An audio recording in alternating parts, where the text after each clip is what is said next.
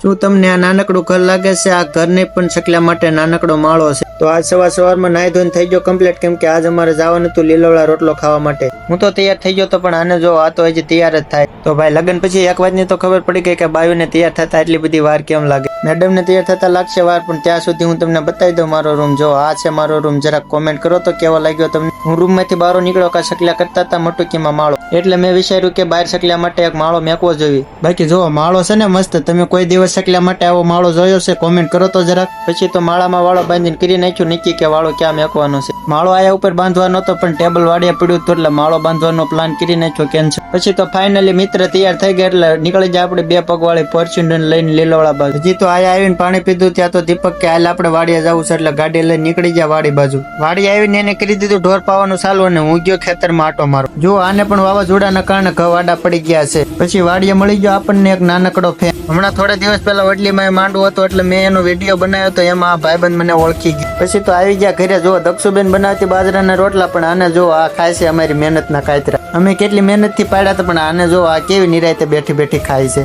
Finally જમવાનું થઈ ગયું તૈયાર, અને જમવામાં જો કાંક આવું હતું. બીજું પણ ઘણું હતું, પણ મેં એનો વિડીયો નથી બનાવ્યો. જમીન પછી થોડી વાર આરામ કરીને પછી પી નાખી સોડા પીધી, એટલામાં વાગી ગયા હતા પાસ. એટલે અમારે જવાનું હતું ઘરે, એટલે ગાડી લઈને નીકળી ગયા ઘર બાજુ. આજના વ્લોગમાં બસ આટલું જ. હવે આપણે મળશું એક નવા વ્લોગમાં. તમે વિડીયોને લાઈક, શેર ને સબસ્ક્રાઇબ કરતા જાય.